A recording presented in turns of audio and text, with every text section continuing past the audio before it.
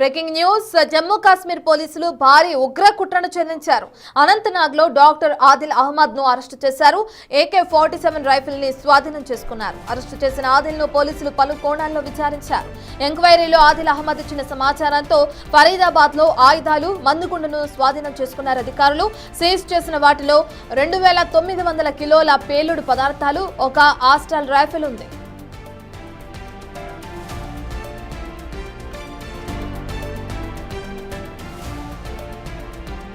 ఇక అదే విధంగా నిన్న కూడా భారీ ఉగ్ర కుట్రను ఛేదించారు గుజరాత్ ATS పోలీసులు. ఆయుధాలు సరఫరా చేస్తుండగా అదుపులోకి తీసుకున్నారు. సయ్యద్ అహ్మద్ మొహియుద్దీన్ తో పాటు మరో ఇద్దరిని అరెస్టు చేశారు. హైదరాబాద్ కి చెందిన మొహియుద్దీన్ ఫ్రాన్స్ లో MBBS పూర్తి చేసినట్లు గుర్తించారు.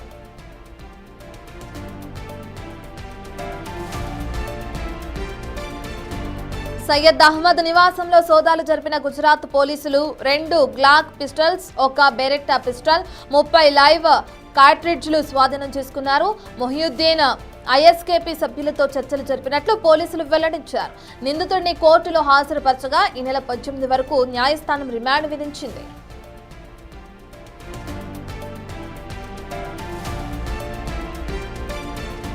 ఈ కేసులో ఇద్దరు వైద్యుల ప్రమేయం ఉండటంతో జమ్మూ కాశ్మీర్ పోలీసులు ఈ ప్రాంతానికి చెందిన అందరి వైద్యులపై దృష్టి సారించారు. వారికి జైషే మొహమ్మద్ అలాగే గజ్వల్ ఉల్ హింద్ ఉగ్రవాద సంస్థలతో కూడా సంబంధాలున్నాయని JK పోలీసులతో పాటు అటు భద్రతా సంస్థలు అనుమానిస్తున్నాయి.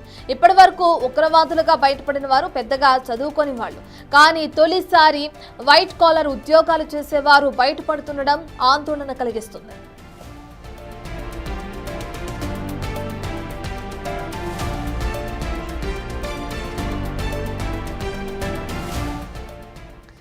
మనం చూస్తున్నాం, ఉగ్ర దాడులని నిలిపివేశారని చెప్పుకోవచ్చు అధికారులు.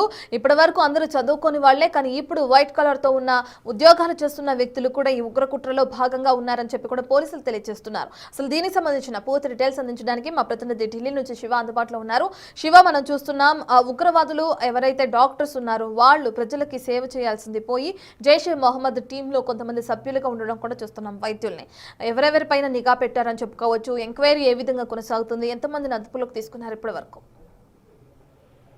రైట్ రత్న, దేశవ్యాప్తంగా కూడా ఉగ్రవాదాన్ని మట్టుపెట్టాలనే ఉద్దేశంతో భారత ప్రభుత్వం అన్ని రాష్ట్ర ప్రభుత్వాలకు అలాగే యాంటీ టెర్రరిస్ట్ వాడుతూ ఆదేశాలు జారీ చేసింది. దానిలో భాగంగానే వారికి నిఘా వర్గాల నుంచి వచ్చిన సమాచారం మేరకు నిన్న గుజరాత్ లో ముగ్గురు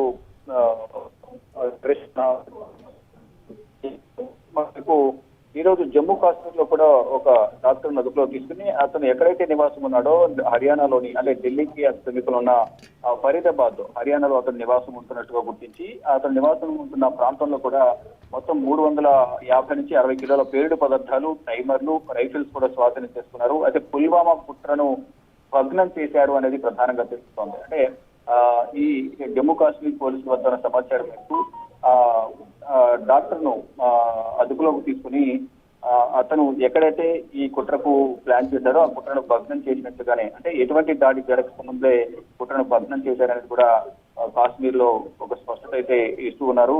అంటే పాకిస్తాన్ మద్దతు గల జైషే మహమ్మద్ నియమించిన జమ్మూ కాశ్మీర్ కు చెందిన ఇద్దరు వైద్యులు హంతకులుగా మారే ముందే పట్టుబడ్డారు. ఇక జమ్మూ మరియు కాశ్మీర్, హర్యానా పోలీసులు కఠినమైన నిఘా అలాగే అంతరాష్ట్ర సమన్వయానికి సంబంధించి ఇద్దరు కూడా ప్రయత్నించిన నేపథ్యంలో అక్కడ ఇద్దరు కూడా సమన్వయం చేసుకుని ఈ ఉగ్రవాదిని అదుపులోకి తీసుకున్నారు. అంటే పాకిస్తాన్ ఉగ్రవాద ముఠ స్టెథోస్కోపులను ఉపయోగించి చొరబడడానికి ప్రయత్నించారని కూడా పోలీసులు గుర్తించారు.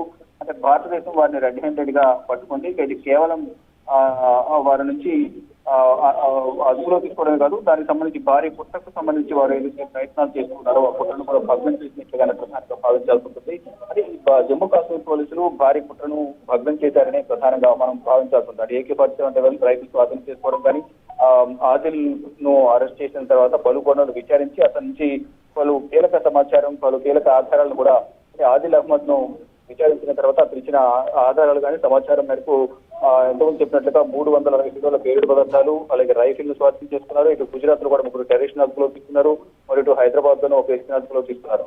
మొత్తం దేశంలో ఉగ్రదాడులు చేయాలని ప్లాన్ చేస్తున్న నేపథ్యంలోనే ఆ ఉగ్రదాడులకు సంబంధించి ATS ఎవరైతే ఉగ్రదాడులు చేయాలని ప్లాన్ చేశారో వారందరినీ కూడా గుర్తించి అదుపులోకి తీసుకున్నారు. ఇలా దేశవ్యాప్తంగా కూడా ఈ జైషే మహమ్మద్, లష్కర్ తోయిబా, ఐఎస్ఐకి సంబంధించిన మద్దతుదారులు ఎవరైతే ఉన్నారో సానుభూతి పరులు అటువంటి వారిని అందరూ కూడా అదుపులోకి తీసుకుని మరి ఎక్కడైతే కుట్రలకు ప్లాన్ చేస్తున్నారో అవన్నీ కూడా భగ్నం చేయాలని కూడా ప్రభుత్వం భావించింది. దానిలో భాగంగానే వారందరినీ ఒక్కొక్కరికి కూడా అదుపులో తీసుకుంటున్నారు. మరోవైపు 2 రోజుల క్రితం కుప్వారా, జమ్మూ కాశ్మీర్ కుప్వారాలో పాకిస్తాన్ కి సంబంధించిన ఉగ్రవాదులు చొరబాటుకు ప్రయత్నించారు. జమ్మూ కాశ్మీర్ పోలీసులు, సిఆర్పిఎఫ్ అలాగే భారత ఆర్మీ సమన్వయం చేసుకుని సంయుక్తంగా వారు సెర్చ్ ఆపరేషన్ నిర్వహించారు.